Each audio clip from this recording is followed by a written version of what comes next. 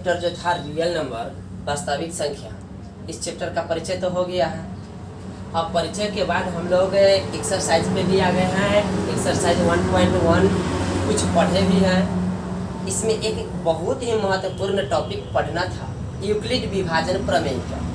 तो यूक्लिड विभाजन प्रमेय का जो हम लोग पढ़े, उसमें भाग करने की जो भी व्यवस्थित ढंग से जो विधियाँ बताया गया है, उसके बारे में देखे, समझ गए, और उस पर जो पहला प्रश्न था उससे बहुत प्रश्नों का हल करना भी सीखे हैं यूक्लिड विभाजन द्वारा। अब उसी में के दूसरा प्रश्न जो है बुक में हम लोग के, वह क्या कहता है कि दर्शाए कि प्रत्येक धनात्मक समपूर्णांक 2q के रूप का एवं प्रत्येक धनात्मक विषम पूर्णांक 2q + 1 के रूप का। और जहाँ q बराबर कहा है कि q एक पूर्णांक है। तो पूर्णांक तो सब लोग जानते हैं कि पूर्णांक क्या होती है, कोई भी एक पूरा संख्या जो होती है, जैसे 1 2 3 4 5, यह सबके सब पूर्णांक। तो अब हम लोग इस क्वेश्चन को क्या करते हैं, दर्शाना है। तो यूक्लिड विभाजन प्रमेयिका के माध्यम से ही जब हम लोग इसे दर्शाएंगे तो क्या करेंगे, माना कि एक कोई धनात्मक समपूर्णांक है, एक कोई धनात्मक समपूर्णांक है जिसे 2 से भाग देने पर, 2 से भाग देने पर भागफल q तथा शेष r प्राप्त होता है। देखिए, एक कोई संख्या मान लिए धनात्मक पूर्णांक क्या a, और इस a में यदि 2 से भाग लगाते हैं, 2 से भाग लगाते हैं तो भागफल प्राप्त होता है q और शेषफल प्राप्त होता है r। तो यूक्लिड विभाजन प्रमेयिका के द्वारा हम लोग क्या जाने थे, हम लोग जाने थे a बराबर 2q + r। a क्या थी, भाज्य वाली संख्या होती है ना a। 2 क्या होती है, भाजक जिससे भाग दिया जाता है। तो यहाँ पर हम लोग स्टेटमेंट में क्या लिखे कि a कोई धनात्मक पूर्णांक है जिसमें 2 से भाग देने पर, देखिए समझिए, a कोई धनात्मक पूर्णांक है, इसे 2 से भाग देंगे तब भागफल q और शेष r प्राप्त होता है। इसी चीज को यूक्लिड विभाजन प्रमेयिका के आधार पर लिखेंगे तो हम लोग लिखेंगे भाज्य बराबर भाजक गुना भागफल जोड़ शेष, यानी कि a बराबर 2 गुना q। भाजक क्या है 2, भागफल क्या है q, तो 2 गुना q भाजक गुना भागफल और जोड़ शेष, शेष क्या है r। यह कहाँ से लिखे, यहाँ स्टेटमेंट जो लिखे है इस आधार पर a बराबर 2q + r। अब यहाँ से हम लोग क्या देखते हैं, जहाँ लिखेंगे, जहाँ r का जो मान होगा, r जो होगा, देखिए कोई भी संख्या में जब हम लोग 2 से भाग लगाते हैं तो हमारा जो शेष प्राप्त होगा वह हमेशा 2 से कम होगा। यानी कि आपको पीछे की क्लास में हम बताए थे कि भाजक से शेष हमेशा ही छोटा होता है। तो कोई भी संख्या हो, 2 से भाग देंगे तो शेष या तो 1 बचेगा या नहीं तो 2 से पूरा कटेगा तो 0 बचेगा। जैसे देखिए 4 है, 4 को हम 2 से भाग लगाएंगे तो 2 बार में 4 पूरा कट जाएगा, तो शेष क्या कहेंगे हम लोग, शेष 0। यदि 5 लेते हैं, 5 में 2 से भाग करेंगे, 2 दूना 4, घट के आएगा शेष 1। शेष कभी भी 2 से बड़ा नहीं होगा, भाजक से अधिक नहीं होता है, शेष भाजक से अधिक नहीं होता है। शेष जब भी होगा तो भाजक से कम होगा या नहीं तो 0 होगा। तो अभी हम लोग लिखे a बराबर 2q + r। तो यहाँ पर r क्या होगा, r का जो वैल्यू होगा वह या तो 0 होगा या नहीं तो 1 होगा। तो लिखेंगे r बड़ा होगा 0 से या बराबर होगा, r का मान 0 से बड़ा होगा या बराबर होगा, लेकिन छोटा होगा किससे, 2 से, भाजक से छोटा होगा। तब भाजक हम लोग का क्या है, 2 है, यहाँ पर लिखे 2 से भाग देने पर तो भाजक तो 2 ना हो गया। r का मान 2 से छोटा होगा, 0 के बराबर भी होगा, 0 से बड़ा होगा। तो 0 से बड़ा 1, 2 से छोटा 1, 0 से बड़ा 1 या 0 के बराबर होगा। अब इसके आगे हम लोग क्या करते हैं, यदि r का मान, अभी r का मान हम लोग देख लिए 0 से बड़ा 2 से छोटा, तो क्या हो सकता है, r हो सकता है या तो 0 हो सकता है या नहीं तो 1 हो सकता है, यही ना होगा। इस शर्त के अनुसार r का मान 0 हो सकता है या 1 हो सकता है। तो यहाँ से 0 और 1 दोनों रख करके r का मान हम लोग देखते हैं। तब यहाँ से देखिए यदि 0 रखते हैं r के जगह पर, तो a बराबर क्या प्राप्त होगा, 2q। a बराबर 2q। यहाँ पर r का मान यदि 0 लेते हैं तो इधर प्लस में 0 हो जाएगा ना, तो 2q में 0 जोड़ेंगे तो क्या होगा, 2q होगा। अब दूसरा स्थिति में क्या करते हैं, a बराबर 2q और प्लस r का मान 0 अब न लेकर के 1 लेते हैं, तो 1 लेते हैं तो लिखा जाएगा 1। अब इस स्थिति में देखिए शेष 1 बचा, शेष 1 बच रहा है, 2 से भाग दे रहे हैं, शेष 1 बच रहा है।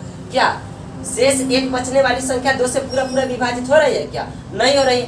अच्छा, हम लोग जानते हैं कि जो संख्या 2 से पूरा पूरा विभाजित नहीं होती है वह संख्या क्या कहलाती है, विषम संख्या।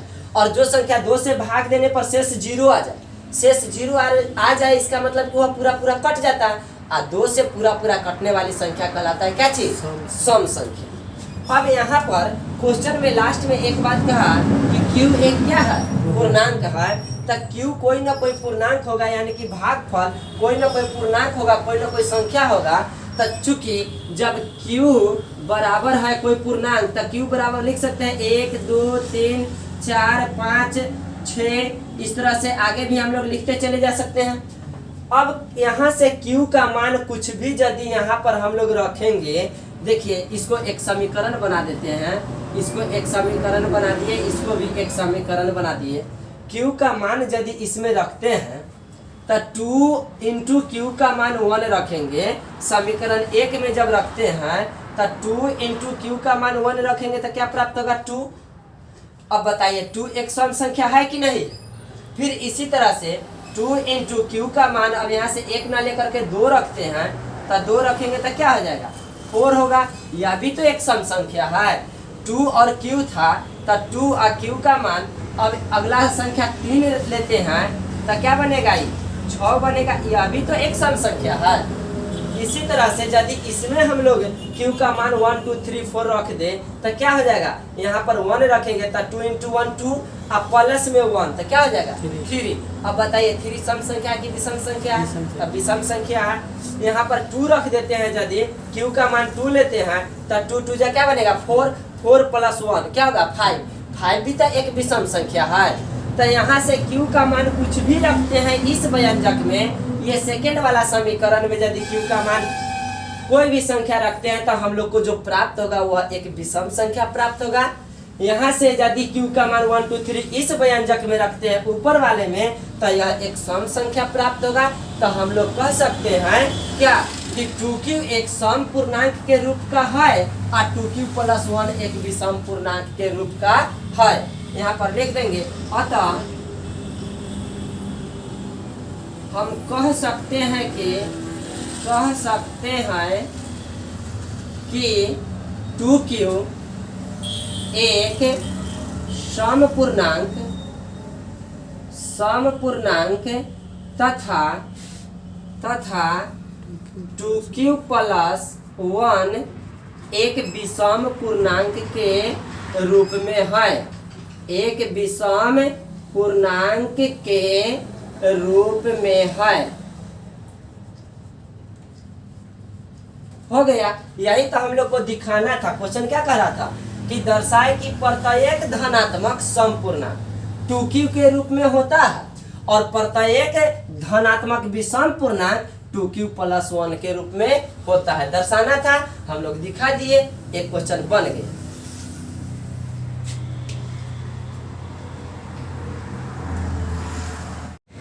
चलिए अब अगला क्वेश्चन देखिए। क्वेश्चन नंबर 3 बता रहा है, सेम वही बात जो क्वेश्चन नंबर 2 कहा था वही क्वेश्चन नंबर 3 कह रहा है। क्वेश्चन कहा दिखाएं कि एक धनात्मक विषम पूर्णांक 4q प्लस 1 के रूप का तथा 4q प्लस 3 के रूप का होता है, जहाँ q एक पूर्णांक है। सेम क्वेश्चन है, इसे भी दिखाने के लिए मान लेंगे सेम बातें कि माना a कोई धनात्मक पूर्णांक है जिसे यहाँ पर क्या इसका रूप क्या दे रहा है 4q ना, जिसे 4 से भाग देने पर भागफल q तथा शेषफल r प्राप्त होता है। यह मान लिए एक भाज्य संख्या क्या मान लिए a, भाग देने वाला भाजक क्या हो गया 4, भागफल क्या प्राप्त हो गया q और शेष प्राप्त होता है r। तो यूक्लिड विभाजन प्रमेय से हम लोग क्या जानते हैं, यूक्लिड विभाजन प्रमेय से हम लोग जानते हैं a बराबर यानी कि भाज्य बराबर भाजक गुना भागफल। तब भाज्य तो a हो गया, हम लोग लिखेंगे a बराबर भाजक गुना भागफल। तब भाजक क्या है, भाग देने वाली संख्या 4, भाजक गुना भागफल में क्या लिखेंगे q और प्लस शेष क्या प्राप्त होता है r, तो लिख लिए r।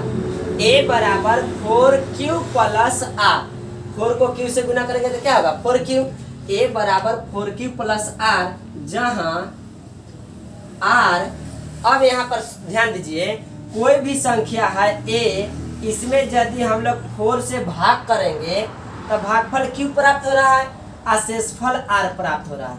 तो r का जो मान होगा वह कितना हो सकता है, क्या हो सकता है, तो आपको बताएं कि r हमेशा भाजक से छोटा हो, शेष जो होता है भाजक से छोटा होता है। तो यहाँ पर r का जो मान होगा वह यदि 4 से पूरा कट जाएगा तो शेष 0 होगा, यदि पूरा नहीं कट रहा है तो शेष 1 हो सकता है, 2 हो सकता है, 3 हो सकता है।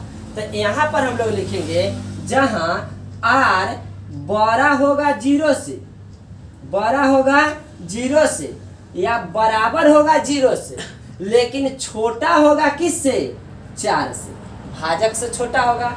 अच्छा, इस स्थिति के अनुसार हम लोग कहेंगे कि r का मान जो होगा वह या तो 0 होगा, या नहीं तो 1 होगा, या नहीं तो 2 होगा, या नहीं तो 3 होगा। मतलब शेष यदि 4 से छोटा हो जाएगा, भाजक से छोटा होगा, तो 1, 2, 3 या 0 में से कोई हो सकता है। तो अब इस स्थिति से हम लोग क्या करते हैं, a बराबर 4q प्लस r में यदि r का मान 0 रखते हैं तो हमारा व्यंजक प्राप्त होगा a बराबर 4q, प्लस 0 करेंगे तब तो 4q ही ना रहेगा, इसमें प्लस कर देते हैं 0, तो 0 जोड़ेंगे तो क्या होगा 4q का 4q प्राप्त होगा। तो a बराबर प्राप्त होगा 4q, और यहाँ से देख रहे हैं कि शेष 0 है, इसका मतलब 4 से भाग देने पर पूरा 4q कट जाता है। अच्छा, पूरा कट रहा है। अब दूसरा स्थिति में हम क्या करते हैं कि यदि r का मान 1 लेते हैं, तो r का मान 1 लेते हैं तो a बराबर प्राप्त होगा, यहाँ लिख देते हैं r बराबर 0 लेने पर, 0 लिए तो यह प्राप्त हुआ। अब r बराबर 1 लेते हैं तब क्या प्राप्त होगा, लेने पर a बराबर प्राप्त होगा 4q प्लस 1। देखिए भाग दे रहे हैं हम लोग 4 से, और शेष प्राप्त हो गया a, यानी कि 4 से पूरा नहीं कटा। फिर इसी तरह से अब हम लोग क्या करते हैं, r बराबर मैक्सिमम कहाँ तक ले सकते हैं 3 तक, तो r बराबर 2 लेते हैं। r बराबर 2 लेने पर अब देखते हैं a बराबर 4q प्लस में क्या हो जाएगा 2, तो यहाँ शेष क्या प्राप्त हो रहा है 2, 4 से भाग दे रहे हैं तो शेष क्या प्राप्त हो रहा है 2। अब दूसरा स्थिति में आगे देखते हैं, r बराबर 3 लेने पर 3 लेने पर क्या हो रहा है, a बराबर 4q प्लस 3। r का मान हम लोग लास्ट कहाँ तक ले सकते हैं, 3 तक ही ले सकते हैं, उससे ज्यादा नहीं जाएंगे। अब चूंकि क्वेश्चन में कहा है लास्ट में जहाँ q एक पूर्णांक है, तो अब q का मान 1 2 3 4 5 कुछ भी हो सकता है। जब q एक पूर्णांक है इसलिए q बराबर हो जाएगा 1 2 3 4 5। इसी तरह से कोई भी संख्या हो सकता है। अब बताइए q का मान यहाँ पर हम लोग रखते हैं प्रत्येक स्थिति में कई गो व्यंजक प्राप्त हुआ, 1 2 3 4 व्यंजक, सभी में q का मान रखते हैं। तो यहाँ पर q का मान 1 रखते हैं, तो 4 गुना 1 जोड़ 0, तो 0 तो नहीं जुटेगा, 0 जोड़ने से कोई प्रभाव नहीं, तो 4 को 1 से गुना करेंगे 4 प्राप्त होगा। अब बताइए 4 प्राप्त हुआ तो 4 सम संख्या है कि विषम संख्या, 4 सम संख्या। अब इसमें यदि रखते हैं q का मान 1, तो यहाँ से क्या होता है 4 गुना 1 तो 4, अब प्लस हो जाएगा 1, तो अब क्या प्राप्त हो जाएगा 5। 5 सम है कि विषम है, 5 तो विषम संख्या हो गया। अब देखिए यहाँ से यहाँ पर यदि q का मान 1 रख लेते हैं तो 4 गुना 1 4, अब प्लस का 2, तो क्या प्राप्त हो गया 6। बताइए सम है कि विषम है, यह तो सम संख्या हो गया। फिर इसमें रखेंगे q बराबर 1, तो 4 के 1 से गुना करेंगे 4 और जोड़ 3, तो क्या हो जाएगा 7। तो यह प्राप्त हो गया क्या चीज, विषम। तो यहाँ से हम लोग क्या देखे, यहाँ से देखे कि 4q जो प्राप्त हुआ यह एक सम के रूप में प्राप्त हुआ, और 4q प्लस 1 जो हुआ यह एक विषम के रूप में प्राप्त हुआ। फिर आगे क्या देख रहे हैं, 4q प्लस 2 जो प्राप्त हुआ यह सम के रूप में प्राप्त हुआ, लेकिन 4q प्लस 3 जो हुआ यह किस रूप में प्राप्त हुआ, विषम के रूप में प्राप्त हुआ। तो हम लोग कह सकते हैं कि विषम के रूप में प्राप्त हुआ 4q प्लस 1 और 4q प्लस 3, यह दोनों के दोनों विषम के रूप में प्राप्त हुआ, और यह दोनों जो प्राप्त हुआ यह सम के रूप में प्राप्त हुआ। तो नीचे हम लोग एक लाइन एक भाषा लिख सकते हैं कि धनात्मक विषम पूर्णांक 4q प्लस 1 तथा 4q प्लस 3 के रूप में होता है।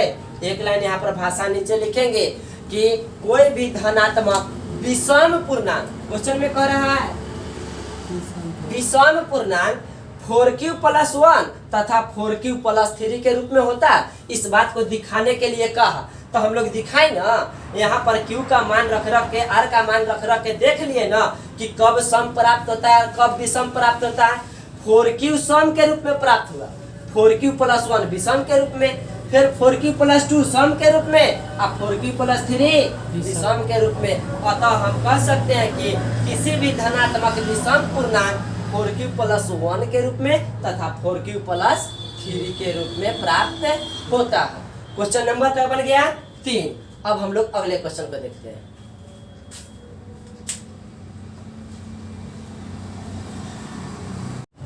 चलिए अब अगला क्वेश्चन देखिए।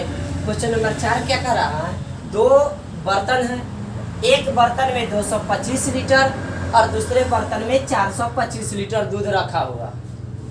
आगे क्वेश्चन कहता है कि पात्र की महत्तम धारिता क्या है जो दोनों पात्र के दूध को पूरा माप सके। देखिए आपके पास 2 बर्तन हो या 3 बर्तन हो या 4 बर्तन, और सभी बर्तन की अलग अलग धारिता है, सभी में अलग अलग दूध रखा हुआ, या पानी रखा हुआ हो या तेल रखा हुआ, और आपसे क्वेश्चन कहे कि आप एक महत्तम आकार का महत्तम माप का उस बर्तन की धारिता बताइए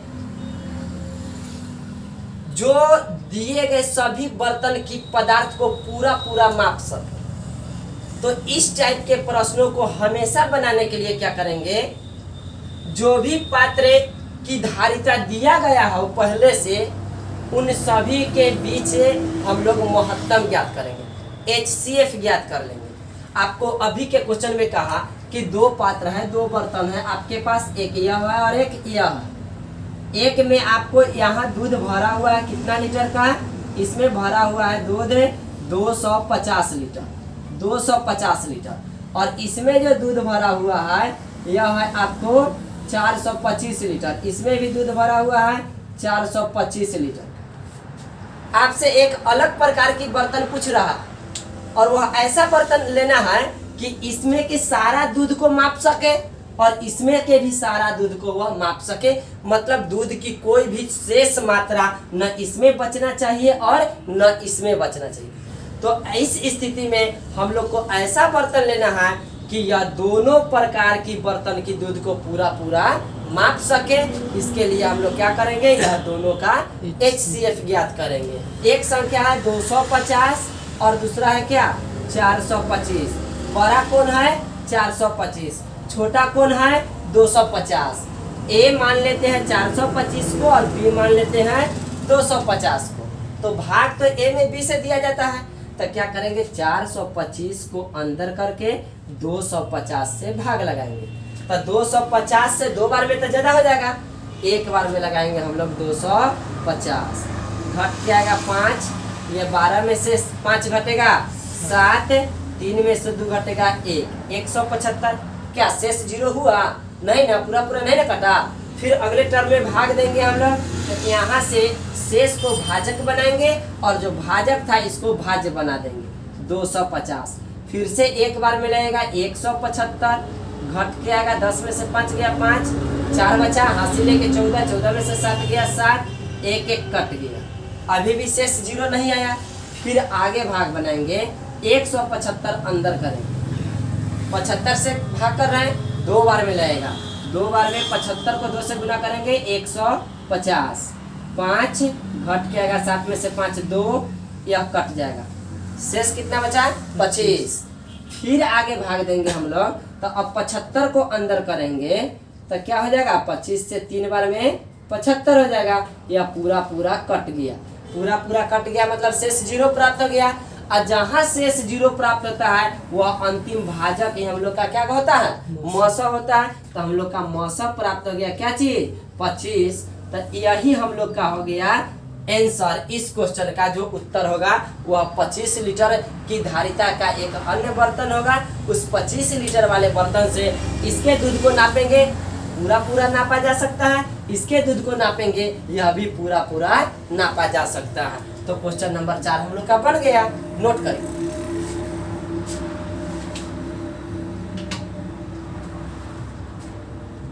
अब अगले क्वेश्चन को देखिए। क्वेश्चन कहा एक आयताकार सतह की लंबाई 4661 मीटर एवं चौड़ाई 3318 मीटर, इसके संपूर्ण क्षेत्रफल वर्गाकार टाइल्स लगाना है, तो उस टाइल्स की लंबाई क्या हो। क्वेश्चन कहा कि एक आयताकार सतह है। देखिए सतह इस प्रकार का है, आयताकार इस प्रकार का सतह है, इसकी लंबाई दे दिया 4661 मीटर और चौड़ाई दे दिया है 3318 मीटर। एक आयताकार सतह हो गया, उसकी लंबाई भी पता है और चौड़ाई भी पता है। और क्वेश्चन कर रहा है कि इस सतह पर टाइल्स लगाना है, और टाइल्स कैसा है वर्गाकार। क्वेश्चन में कह रहा है एक उस पर वर्गाकार टाइल्स लगाना है, तो टाइल्स से जो भी लगेगा एक वर्ग के आकार का लगते जाएगा, इसमें एक समान लंबाई का टाइल्स लगते जाएगा, तो वर्ग के आकार का लगेगा। अच्छा, वर्ग में हम लोग जानते हैं कि वर्ग की लंबाई और चौड़ाई दोनों बराबर होती है। तो टाइल्स की कहा कि लंबाई ज्ञात करें, तो जो टाइल्स की लंबाई होगी वही उसकी चौड़ाई होगी। अब यहाँ से हम लोग क्या करेंगे, इसमें जो आयताकार फर्श की लंबाई दिया और चौड़ाई दिया, यह दोनों का जो HCF होगा मौसा होगा, वही टाइल्स की भुजा की माप होगी। यानी कि टाइल्स की लंबाई भी कह सकते हैं या चौड़ाई भी कह सकते हैं।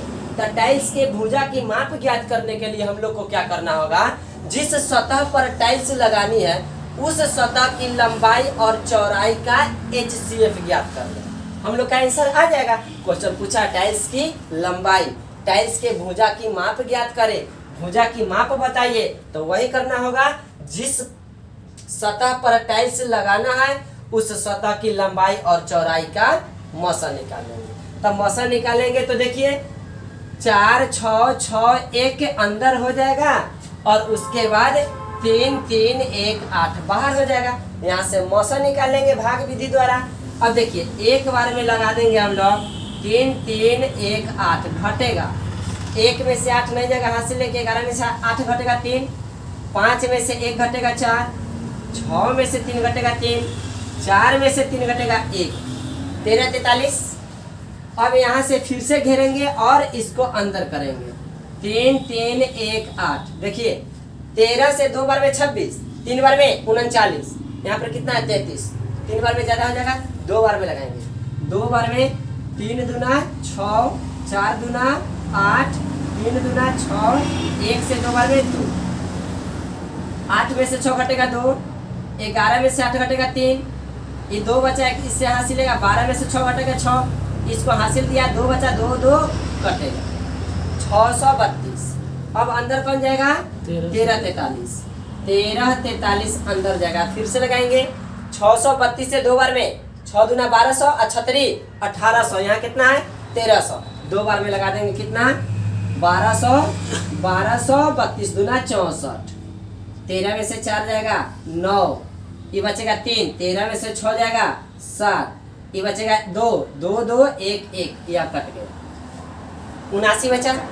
79 से फिर अब अंदर करेंगे किसको 632 को। अब ध्यान दीजिए 79 में गुना करके 632 लाना, 9 के पहाड़ा पढ़ के देखिए तो 9 8 72, और यहाँ से 7 8 56, 56 और 7 63 हो जाएगा। 8 बार में यहाँ पर क्या होगा यह कट जाएगा, 9 8 72 के 2 हासिल 7 और 7 8 56 और 7 63, यह क्या हुआ पूरा पूरा कट गया, पूरा पूरा कट गया। तो मौसम हम लोग का क्या प्राप्त हो गया, मौसम हो गया 79, और यही हो जाएगा टाइल्स के भुजा की लंबाई, कह सकते हैं टाइल्स की माप। टाइल्स की लंबाई भी 79 मीटर और चौड़ाई भी पूछा जाता है 79 मीटर। क्वेश्चन में क्या कहा है, उस टाइल्स की लंबाई क्या होगी, तो टाइल्स की लंबाई हो जाएगी 79 मीटर। कोई दिक्कत, चलिए नोट करिए।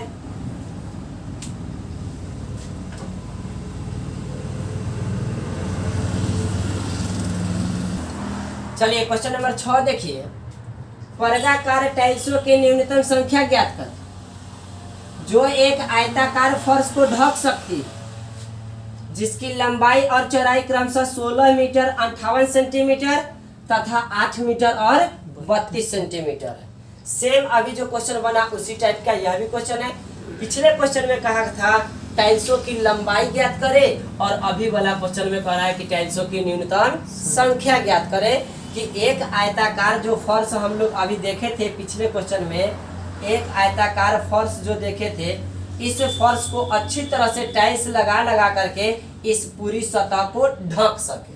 तो कितने टाइल्स इसमें लगेगा कि यह पूरा सतह ढका जाएगा, यही क्वेश्चन अभी कहा। तो सबसे पहले हम लोग को क्या चाहिए, जितने सतह पर टाइल्स लगाना है इस सतह का क्षेत्रफल, और दूसरा स्थिति में क्या चाहिए, एक टाइल्स कितना जगह छेदता है उस एक टाइल्स का क्षेत्रफल, और टोटल क्षेत्रफल में टाइल्स के क्षेत्रफल से भाग करेंगे तो हम लोग को वह कुल टाइल्सों की संख्या ज्ञात हो जाएगी, जिससे यह पूरी सतह पूरा पूरा ढक सके। तो दो बातें हम लोग को यहाँ पर चाहिए, एक टाइल्स का क्षेत्रफल और दूसरा इस सतह का क्षेत्रफल। तो टाइल्स का क्षेत्रफल कैसे होगा, टाइल्स कैसा है, तो टाइल्स है वर्गाकार, वर्गाकार टाइल्स है। तो टाइल्स की लंबाई पता हो जाएगा, तो जितना लंबाई उतना चौड़ाई, लंबाई गुने चौड़ाई टाइल्स का क्षेत्रफल। और इस सतह की लंबाई चौड़ाई दिया है तो फिर इस लंबाई चौड़ाई को गुना कर देंगे तो इस सतह का क्षेत्रफल हो जाएगा। देखिए सतह का लंबाई कितना दिया है, 16 मीटर 58 सेंटीमीटर लंबाई दिया है, 16 मीटर 58 सेंटीमीटर। इस पूरा मीटर सेंटीमीटर को सेंटीमीटर में ही बदल लेंगे तो 1 मीटर में 100 सेंटीमीटर, 2 मीटर में 200 सेंटीमीटर, तो 16 मीटर में 1600 सेंटीमीटर, 1600 सेंटीमीटर और साथ में 58 सेंटीमीटर और है, तो इसको सेंटीमीटर में देखेंगे तो 1658 सेंटीमीटर यह कुल लंबाई होगी। चौड़ाई कितना दिया है, 8 मीटर 32 सेंटीमीटर, चौड़ाई दिया आपको 8 मीटर 32 सेंटीमीटर। इसको हम लोग टोटल सेंटीमीटर में देखेंगे तो 8 मीटर में 800 सेंटीमीटर और साथ में 32 सेंटीमीटर और तो 832 सेंटीमीटर। पीछे के क्वेश्चन में हम लोग देखें कि लंबाई और चौड़ाई का जो मौसा निकाले थे उससे टाइल्स की माप ज्ञात हुई थी। यहाँ भी लंबाई और चौड़ाई दे रहा है आयताकार सतह का, इस दोनों का मौसा निकाल लेंगे। मौसा निकालने से क्या प्राप्त होगा? टाइल्स की माप। तो अब हम लोग निकालेंगे टाइल्स की माप। टाइल्स की माप बराबर हो जाएगा 1658 तथा 832 का मौसा। मौसा ज्ञात कर लेंगे, यहीं पे ज्ञात कर लेंगे। 1658 और 832। 1658 बाहर हो जाएगा 832। देखिए 800 दूना 1600 और 32 दूना 64, 1664, जबकि यहाँ कितना है 1658। दो बार में नहीं लगेगा, एक बार में लगाएंगे 832। घटाएंगे 8 में से 2 गया 6, 5 में से 3 गया 2, 16 में से 8 घटेगा 8। फिर लगाएंगे 832 अंदर करेंगे 832, एक बार में 826। 12 में से 6 घटेगा 6, 2 2 8 8 कट जाएगा। अब जाएगा अंदर में 826, एक बार में एक बार में 6 के पहाड़ा से एक बार में 6 लगेगा 2 2 22, 6 के पहाड़ा से 3 बार में लगेगा 18, 4 ऊपर से उतर के आएगा 6 46, 6 के पहाड़ा से 7 बार में लगेगा 6 7 42, घट के आएगा 4, फिर अंदर जाएगा कौन 6, तो 4 एकम 4, घट के आएगा 2। अब देखिए 2 शेष है और 4 भाजक बनेगा, तो यहाँ से 2 बार में लगेगा क्या 4, पूरा पूरा कट गया। मौसा क्या प्राप्त हो गया? मौसा प्राप्त हो गया हम लोग को 2। और जो मौसा आया है यह क्या है? टाइल्स की माप। क्या है? टाइल्स की माप। तो हम लोग लिख लिए टाइल्स की माप इतना इतना का मौसा, और मौसा प्राप्त होकर क्या गया कितना? मौसा बराबर आ गया 2। अब ध्यान दीजिए, एक टाइल्स की माप है 2, यानी कि उसकी लंबाई 2 है, तो उस टाइल्स का क्षेत्रफल निकालना चाहेंगे तो टाइल्स वर्गाकार है, लंबाई 2 तो चौड़ाई भी 2 और क्षेत्रफल क्या हो जाएगा? वर्ग है ना, वर्गाकार टाइल्स है तो इसका क्षेत्रफल हो जाएगा लंबाई गुने चौड़ाई, मतलब 2 गुने 2। अब 2 दूना क्या हो जाएगा 4। तो यहाँ से हम लोग क्या करेंगे? टाइल्सों की संख्या निकालेंगे। तो टाइल्सों की संख्या बराबर हो जाएगा आयताकार फर्श का क्षेत्रफल और बटा के नीचे में टाइल्स का क्षेत्रफल। तो आयताकार फर्श का क्षेत्रफल लंबाई गुने चौड़ाई, लंबाई कितना है 1658, 1658 गुना चौड़ाई कितना है 832, और बटा के नीचे टाइल्स का क्षेत्रफल। तो टाइल्स की लंबाई भी 2 और टाइल्स की चौड़ाई भी 2, तो लंबाई गुने चौड़ाई बोले तो 2 गुना 2। काट देंगे यहाँ से, 2 से कटेगा एक बार में 416 बार में, फिर यह 2 से कट जाएगा कितना बार में 208 बार में। अब क्या करेंगे 1658 को 208 से गुना कर लेंगे। कितना आएगा गुना करके? तो गुना कर देंगे 1658 को 208 से, कितना प्राप्त हो गया 34 48 64। इतना टाइल्स की संख्या होगी। हम लोग का क्वेश्चन बन गया। अब चलिए नोट करिए।